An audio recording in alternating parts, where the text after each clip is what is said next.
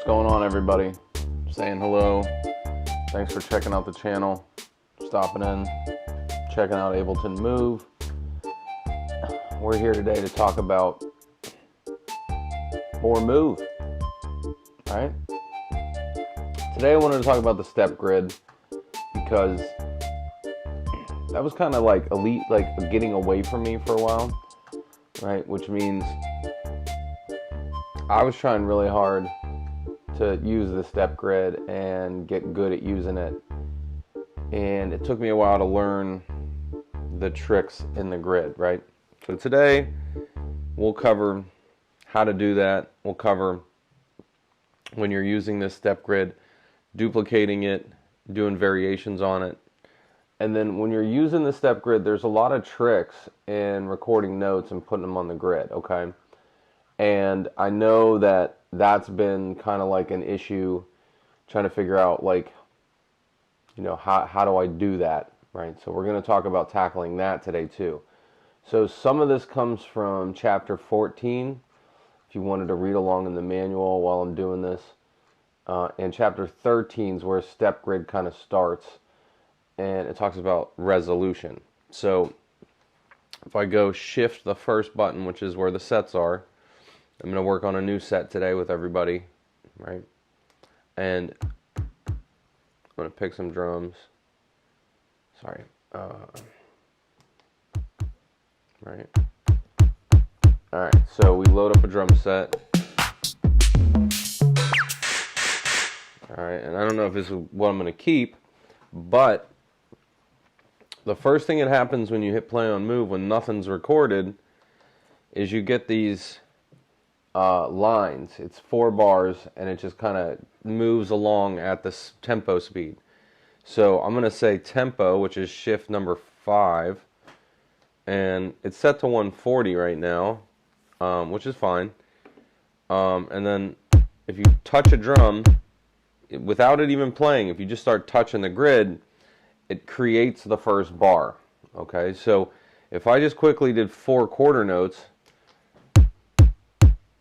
we'd literally have a house beat that fast. So when people are wondering, like, how quick is this grid? Well, it's super fast. I mean, I could have just went like this and we would have had breakbeat, right? So same thing, put 1 snare down, you know, and that's the easiest way on this grid to get 1 bar, right? So we did it quickly, and all I did was touch a drum, touch a couple spots, touch a drum, touch a couple spots, okay? And with that being said, now we go hi-hat. If I wanted quarter note hi-hats, now we got, all right, and it's 1 bar long. The key up here is that you only have 1 little bar up in the section here. If I did shift and it's the second one over from the left, or from the right, it's number 15, that bar will double, and up here it says loop duplicated. So now if we look, there's actually 2 little bars here, and there's a highlighted one and a non-highlighted one. We're on the highlighted one. If I push the over key, it is the second one, and I'll say bar 2, and what Joseph likes to do is now we have a variation of snares. Or you can switch it. Right. So now we have a thing, 2 bars long, because I hit duplicate. The second bar has a snare variation, right? And now I'm going to duplicate it 1 more time, because I usually do 4 bars. And then I go to the 4th bar, and I add like something sneaky, I call it jokingly, into my beat. So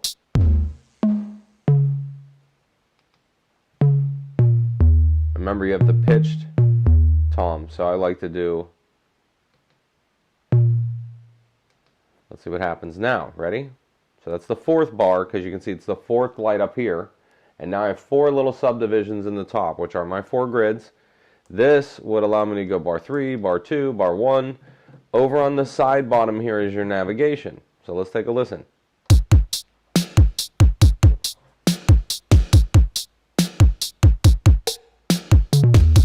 Right? So there's my change, right? So again, with the step grid, the variation happened. This navigates through the step grid. We have 4 little squares up here, so that means I have 4 bars. If I arrow right or left, it'll say bar 2, bar 3, bar 4. If I hit it again, it adds a 5th bar. But the problem for me is that it's an empty bar. Okay, so a lot of times that's why I do this button to duplicate, and I like changing things.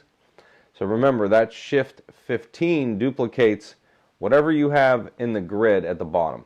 Alright, so we're going to practice that. Right. And now I'm going to lower this. Now imagine I didn't like playing sounds with my bass, right? So let's imagine here's a bass sound, right? And again, there's the 4 squares running because we have nothing recorded in the dark bass. Also, there's no little bar at the bottom down here, so the bar count here does not exist. Alright, so right now we have no bars. Now, if I knew what key I was in, so I do Shift 11, and that's going to pick the key signature. It says D minor. So that's F major, that's what we're playing in. And if I wanted to step record the bass instead of live perform it in, because that's what I've been doing most of the time here, I would actually have to touch a note, touch the grid,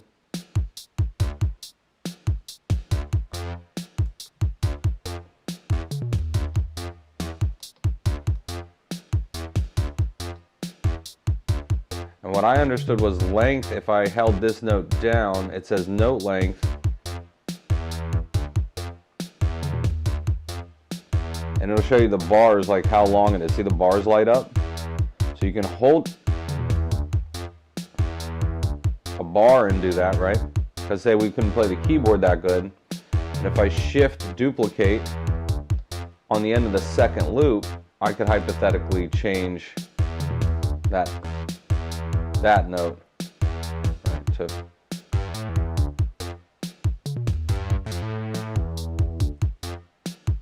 I'm going to change it to that note. I hold it down. I'm going to make that length 5. Alright, so we step played that in that time. And I'm going to duplicate it one more time. And on the 4th bar, if I toggle over 3, 4, I'll shorten this note to that.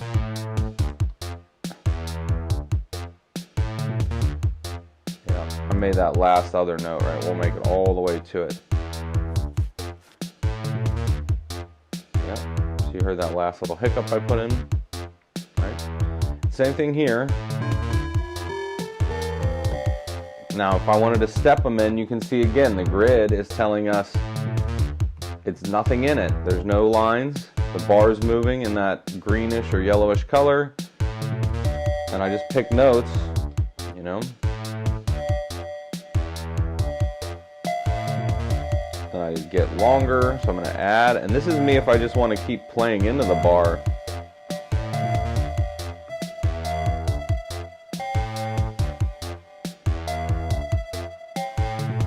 So I just did that. All right, I'm going to duplicate it. Right, I'm going to go to the 4th bar. I'm going to add.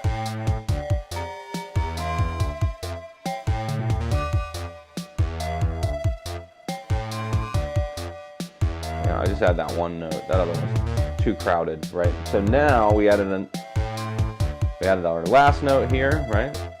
And now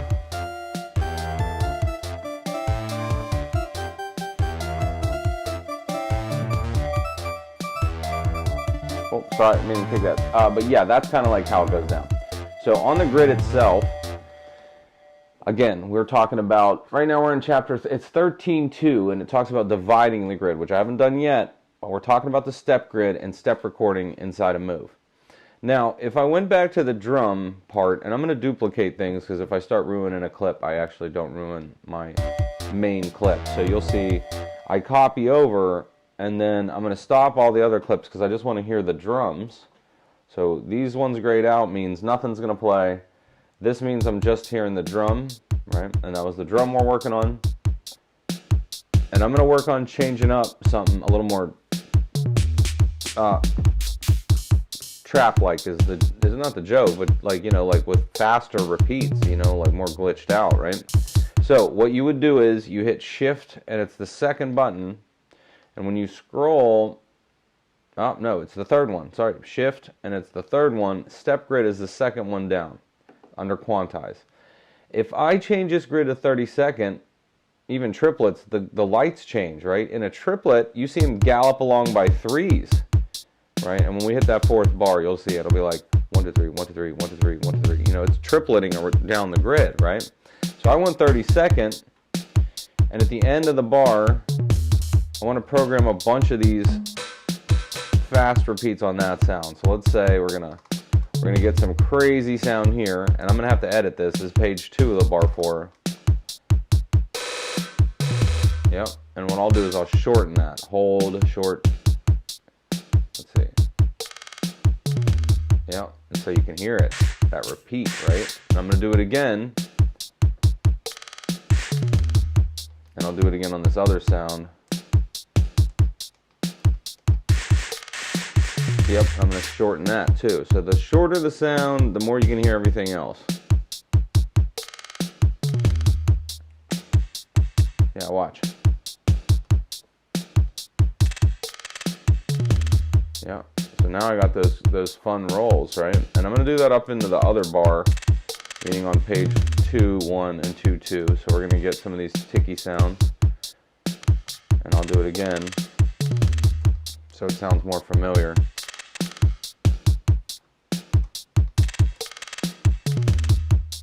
Yeah. So see, that's how you can make those real fast repeats, right? So what we did was we did shift 3, and then we changed the step grid to 1/32 so that the notes themselves move at a different pattern, like faster, twice as fast. Now you can go up to, from what I understand, 30-second triplet, which is crazy, and 64th note, which when you're moving really slow, that's great, but at the tempo we're at 140 already. So doubling that grid, it just makes the fastest notes. And so you can hear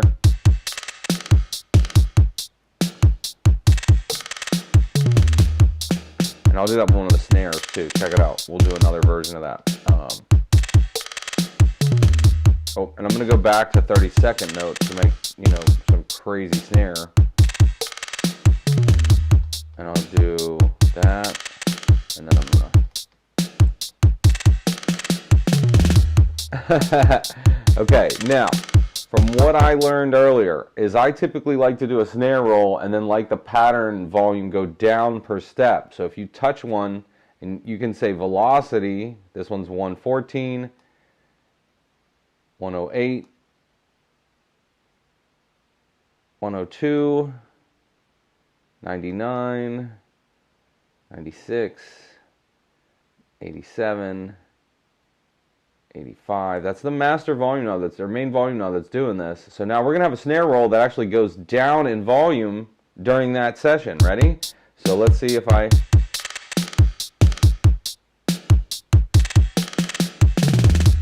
Yeah, it should have fell in time, right? It should have been... Yep. And we're going to go back to playing another clip with that so we can hear everything.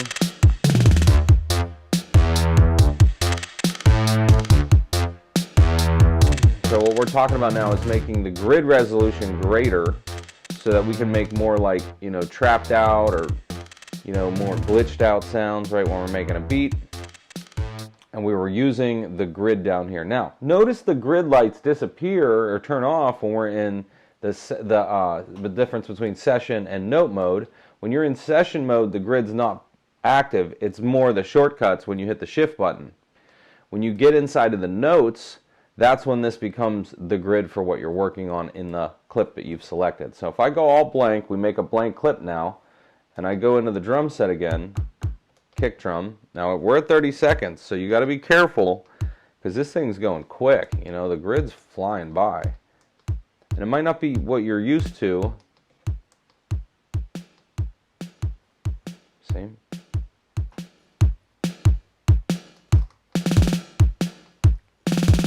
How crazy, right? picking up. I worked on these other sounds that are nice and glitchy.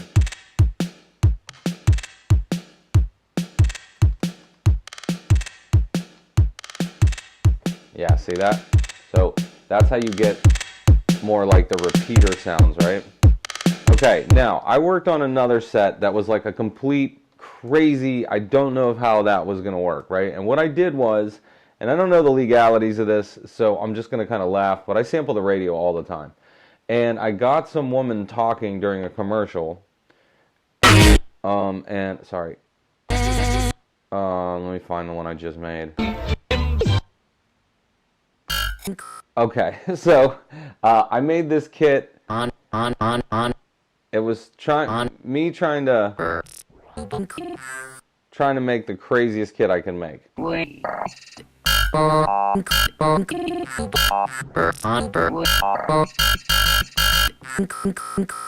And this is all like the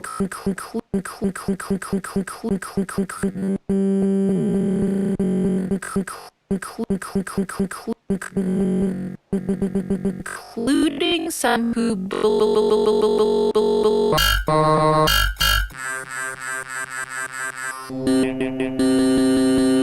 on birds.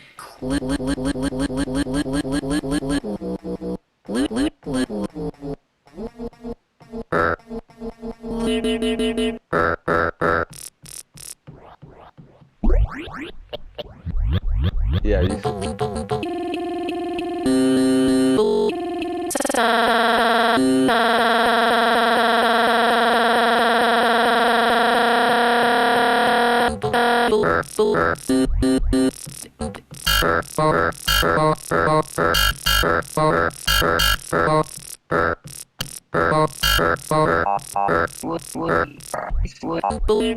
So now this is a way that you take a kit and actually turn it into something insane, right? So that's my snare this time. It's like Transformers, right?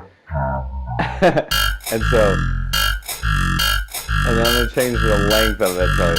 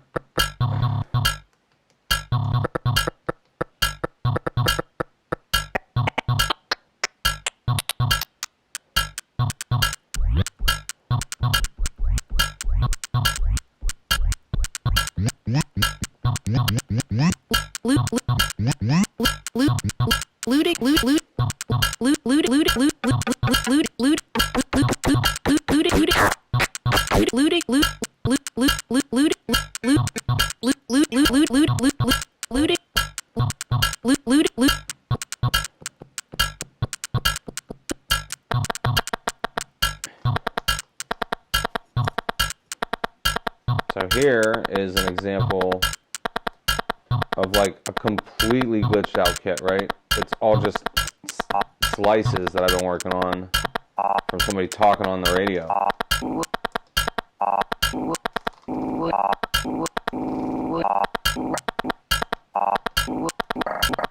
But I think it's a choke kit, so you gotta be careful because it'll kill all the sounds.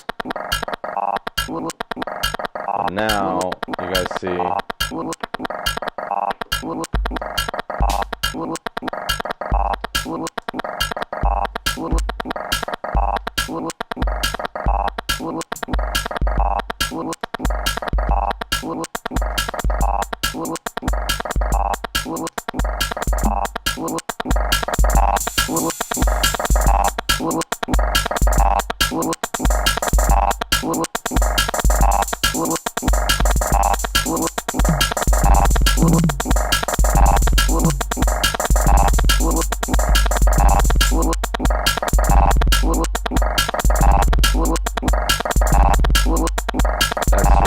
Silly. Yeah,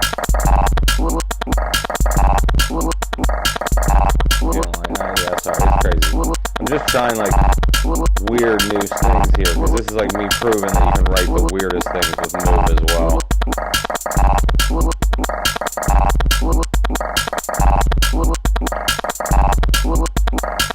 And go back to 16th grid.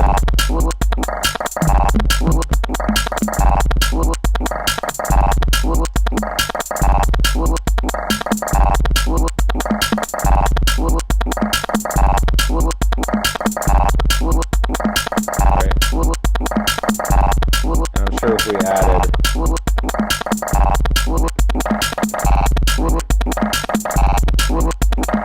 just to make that kit sound better.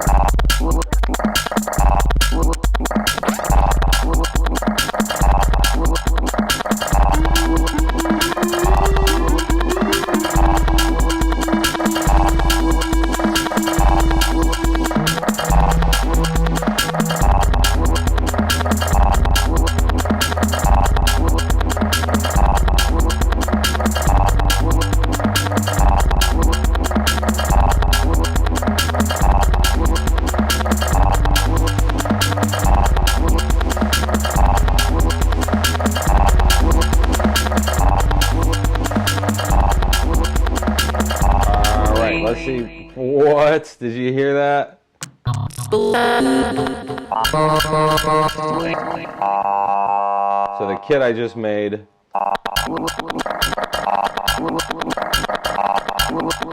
We're working on the step grid, so I got as affixed out as I could, right? So how did I make it Move sound affix twin like crazy, right? So number one, it's the way that I programmed on the step grid and divided the beats out, right? But how did I get the sample there as well? So I sampled a commercial on the radio. This is no joke.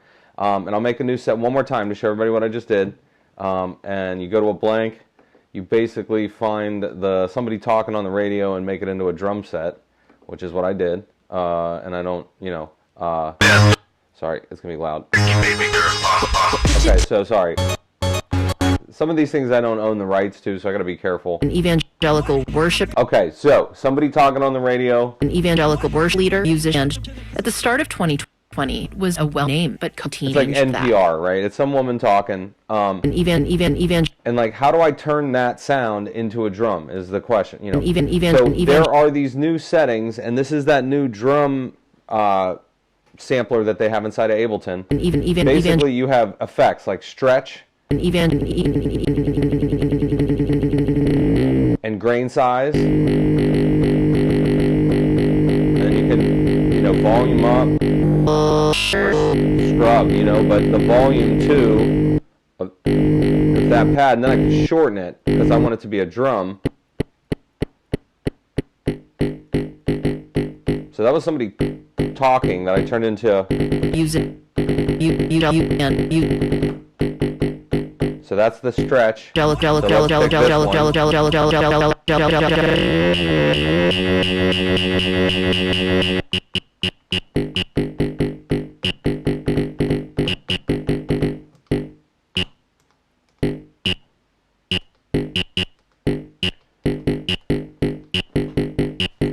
this is how I make that super affixed out. Worship. We're gonna stretch.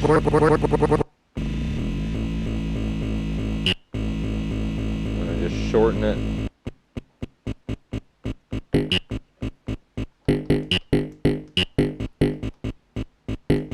And watch, because it's a choke kit, so it'll choke the other sound when I do this. So you can only have like one sound at a time, really, in these kind of kits.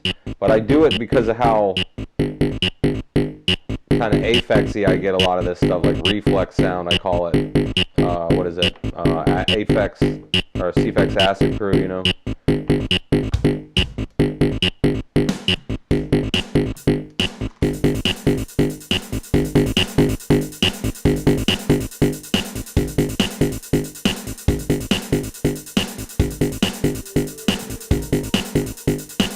then let's find just like some acid bass, because that's kind of how they would do, we were doing something more like Apex.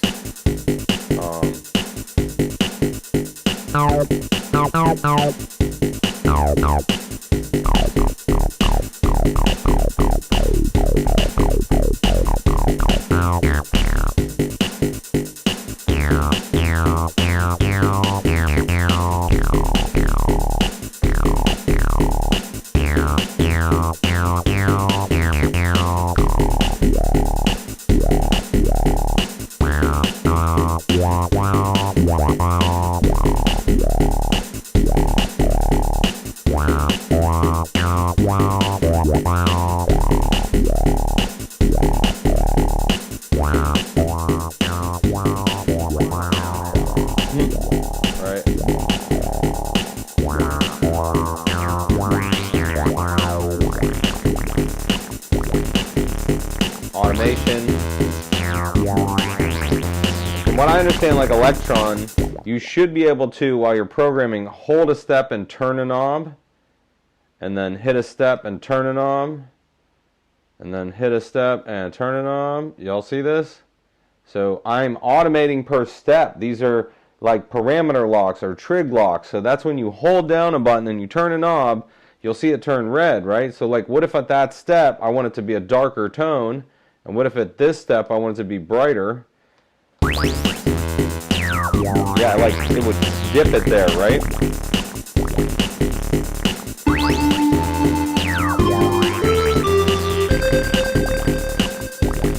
So live recorded this time, right? Or we could...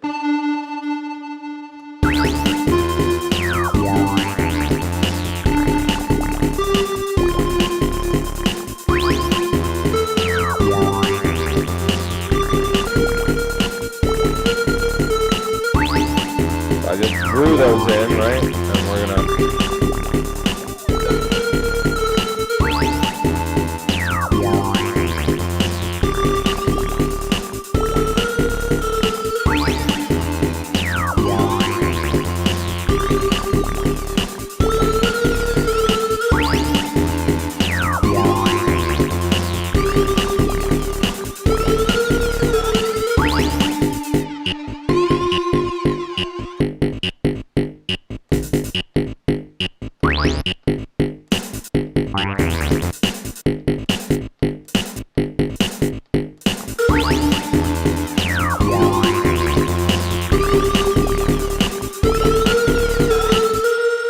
So that is the step grid, and that is us learning the tricks of A, how to use our step grid. B, I kind of showed everybody Leader. that the new stretch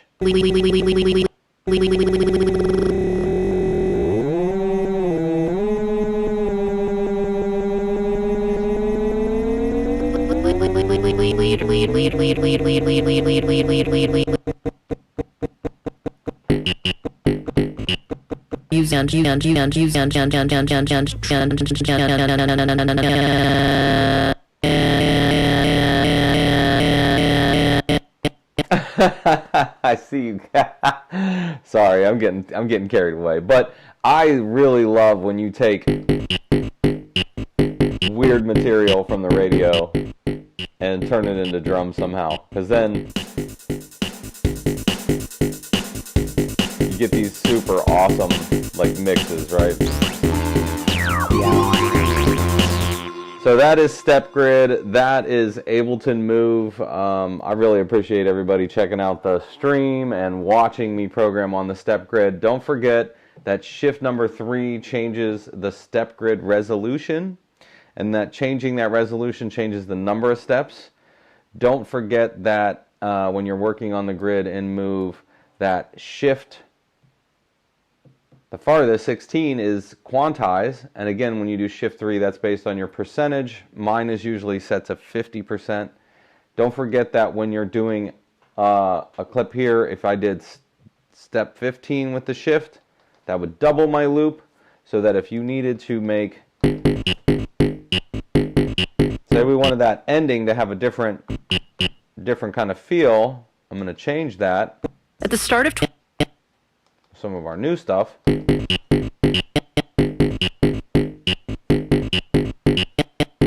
Right? So that's how you make variations, and once you make 2, shift, hit it again, double, you'll see 4. So that is how you double it. So remember your shift button, 15 is what we talked about, doubling the steps of the groove. So within that resolution, that's shift number 3. What's the grid set to? Don't forget that doubling it is this button here at the end, shift 15, right? The other one I didn't talk about, but is like the swing of the box, is going to be shift 7. 1, 2, 3, 4, 5, 6. 1, 2, 3, 4, 5, 6. Yeah, shift 7, groove. That is how much swing is going on. So that's also going to help you make the grid feel a little bit different. So don't forget to play with shift and the wavy lines, because that is groove, that is your swing.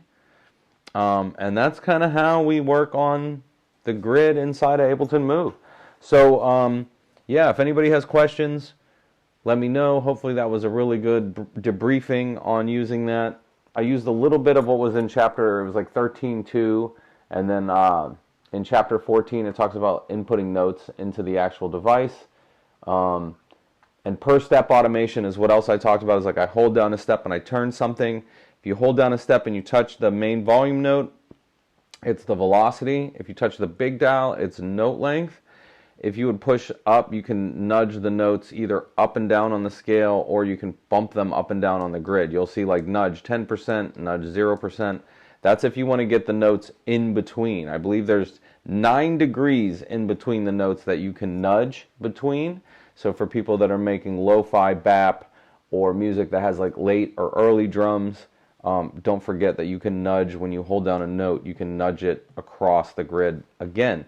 And that's if you played a note that was not as good in real time and you needed to push it back onto grid. You could just control one note instead of quantizing the entire, what you played the entire time. So that's like another thing that I was like learning as I was, oh yeah, I don't have to quantize the whole thing. I can just like nudge one note over. Undo is like this button. So if you did something and you just want to undo the last thing you did, if you just turned a knob, you forgot what you kind of did. And don't forget, like if I touch a button in the grid and I touch a knob, that is a parameter change on that step per step. So you can also do that. All right. Well, I got to go to work. Hopefully everybody got a lot out of that presentation of talking about the grid inside of Move and how the step grid affects everything. But everybody have a great day.